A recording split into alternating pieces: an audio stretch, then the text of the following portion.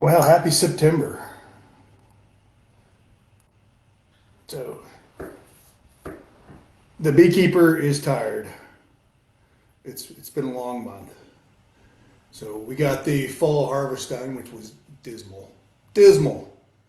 Uh, we it's we've had this drought going on out here,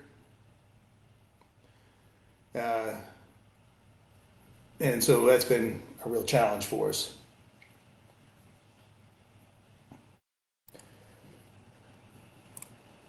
The yeah. So we've been working in the past couple of days. We've been upgrading, taking advantage of this dry weather. We've upgraded some solar here on the farm. I just replaced some smaller solar panels, older ones, with some larger ones that I got a deal on, and that'll increase our solar generation and decrease some of our operating costs. So that's a good day.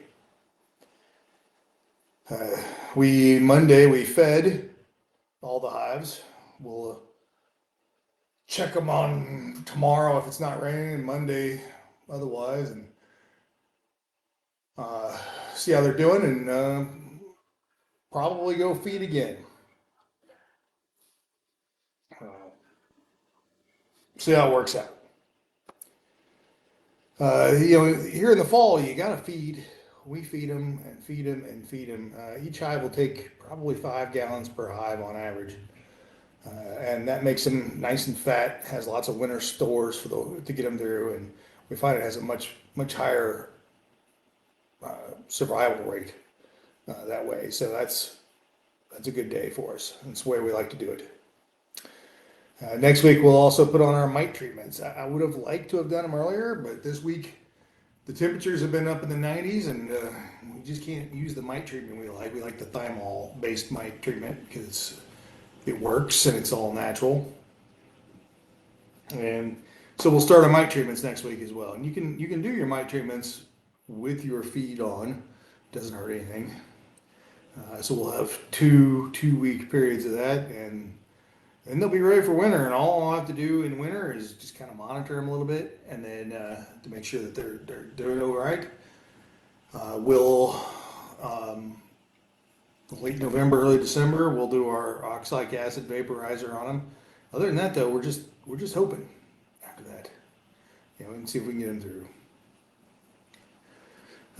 Fall harvest, we did find a little bit of purple honey. It wasn't as purple as the other stuff. It's more of a grayish, purple gray, just a little bit, just 2 or 3 pounds out of the same hive that made the purple honey. So I don't know where that came from, but we're gonna have some of that on the store here pretty quick. Tastes just like the other stuff did, so that's good. Um, Now the honey supers are off and cleaned up. We put them in storage for the winter. This is a big deal for the beekeeper. These, your honey supers, drawn comb in your honey supers is gold because that's where the bees put the honey. So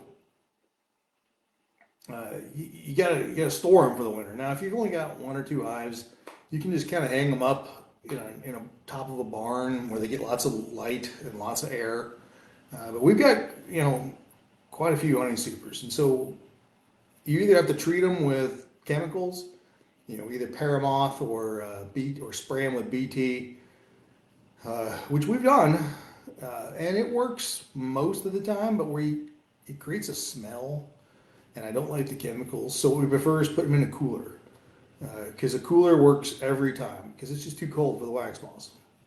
And we've had a homemade one that we've used the last couple of years. We outgrew it last year. I just got a government surplus walk-in cooler online, and we deployed it, and we filled it completely. So I've got a second one. Maybe I'll have to get it fixed for next year and see how that goes for us. But that's how we store ours.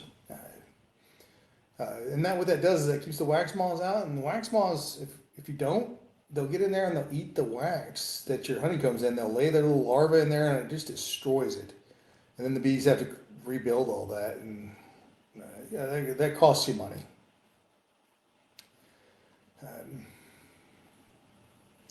So yeah, that's been busy. And then, of course, we're going into festival season. So, you know, you're not going to make a living selling at farmers markets and festivals, but you can do, you know, a pretty good amount of revenue there. And, hey, my name's Jim and I like stuff. And in order to buy stuff, I got to have money. So we do these festivals because it, it makes money. And that allows me to go buy things I want. It allows me to do things, other things I want to do on the farm, like, I saved up my money and poured concrete in one of the buildings, and then repaired the main beams in it. So now I've got a nice, concretey place to roll around on when I need to do maintenance. That's nice.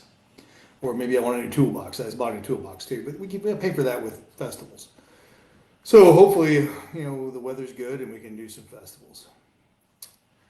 But yeah, a lot of that going on. We're gonna do the Holiday Fair for the first time this year.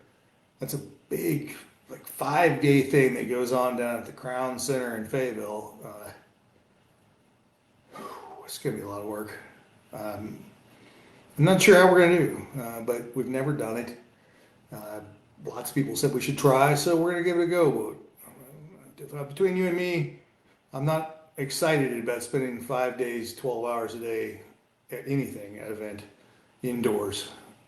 But we'll be there, and we're gonna make it happen and see how it goes. Maybe I'll leave Christy there. Maybe I'll leave Christy there the whole time by herself. That's the big stuff going on right now. We're just rolling into winter. Oh yeah, we had to replant some wildflowers that weren't doing well. We tore up some ground and put down some new wildflowers. In other news on the farm, I've been bullied into get into coon baby pigs. Christy and Abby want some baby pigs, so we're getting them, and we're gonna like it. So I got to build a pig enclosure for that. We'll see how we do with some pigs out in the we're gonna close in a wooded area, and I don't know. We'll see how they do. Going into this winter, we'll finish up some building projects that we've got. Maintenance building. I got some maintenance on the house I gotta get done,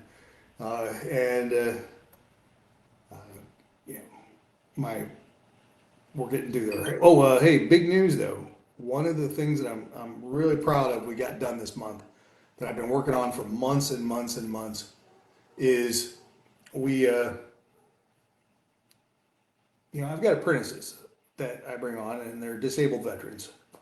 So one of the things we do is, they're apprentices. I got my newest apprentice to use his Veterans Affairs vocational rehab. And we are the very first apprentice, not agriculture apprentice, but the first apprentice in the state of North Carolina, apprenticeship program in the state of North Carolina, that the VA has authorized someone to do as an apprenticeship as a veteran. And that's huge because it took us 6 months to figure out the process with them. And now that we've got it figured out, though, we can do it again. But more importantly, all the veterans in North Carolina that want to do apprenticeships, either agricultural or whatever type of apprentice, electrical, it doesn't matter, can now be eligible to use their vocational rehab to do that. And that's huge. I'm really proud of that. Because the opportunity to help other veterans is important to me.